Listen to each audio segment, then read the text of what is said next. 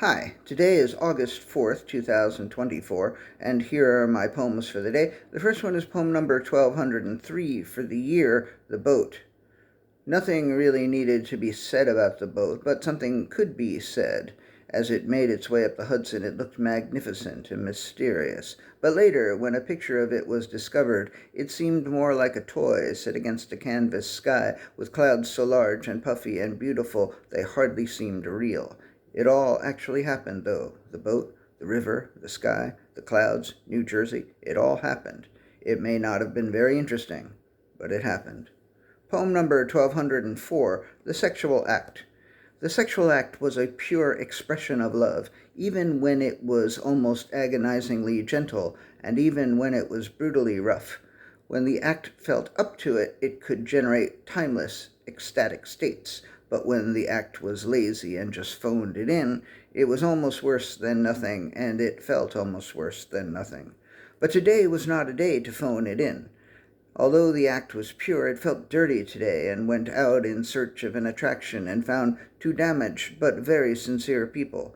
The act lasted for more than 3 hours, broken up into several scenes, some of which were tender and sweet, and some of which were almost shameful, but all of which were wonderful and deeply satisfying. And when the act was done, it lay there with the lovers, surrounded by gratitude that the three of them had all quit smoking years ago. Poem number 1205, Some Other Day. She just hopped on the next bus, didn't even look at the number, didn't care about the destination, just didn't want to be where she was. The sun had barely risen when she got off. A couple of stray dogs were barking, but the birds were strangely quiet. Her footsteps were louder than usual, and she could hear her breath and her heartbeat. It was like that time that guy went to Dave's luncheonette, except it wasn't April 20th. It was some other day entirely. Poem number 1206, The Impossible.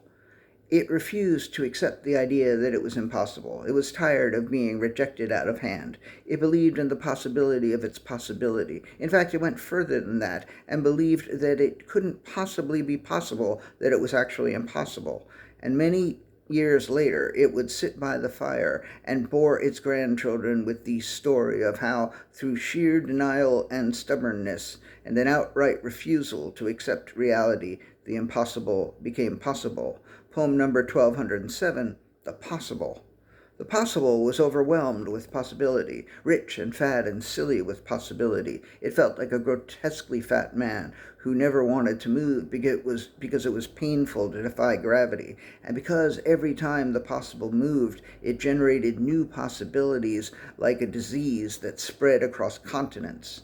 The possible was horrified by and disgusted with its unbounded nature. It desperately wanted to be narrowed down, to be limited, decreased, and finite. A person of indistinct gender in a costume and a cape flew down and landed on the fat belly of possibility. "Fear not," said the super being. "I am choice. I will not just limit you or decimate you.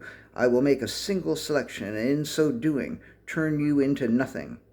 And after taking an excruciatingly long time to choose, choice chose, and possibility was gone, and forgotten, and full of bliss.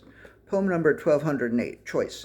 After choosing, Choice felt a little lost. There was no desire to return to the fortress, which, if you knew anything about the fortress, was completely understandable. So Choice flew around looking for anti-choice protesters to fuck with. Choice fucked with the protesters and knocked them up and transported them to Arkansas. Then Choice headed to an all-night bar and drank from dusk till dawn. The next day, Choice flew back to the fortress, which really wasn't all that fortified and was barely furnished. One coffee-stained couch, a lazy boy recliner, a tube television from the late 70s there was a half-finished beer in the refrigerator, and two unopened bottles of cheap vodka, and an apple, and one of those Amy's veggie loaves with the peas and the mashed potatoes and gravy in the freezer. Choice was saving the veggie loaf for the season finale of the Dragon Show, but that was hours away.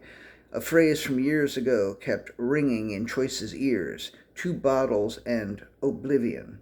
Choice opened the first bottle of vodka and poured it down the drain along with the opened beer. But Choice left the other bottle in the fridge. "I have a choice today," said Choice, "but I want to have a choice again tomorrow."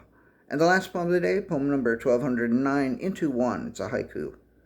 It had been broken. What had been two now was one, and one was at peace. All right, that's it. Thank you. I appreciate you.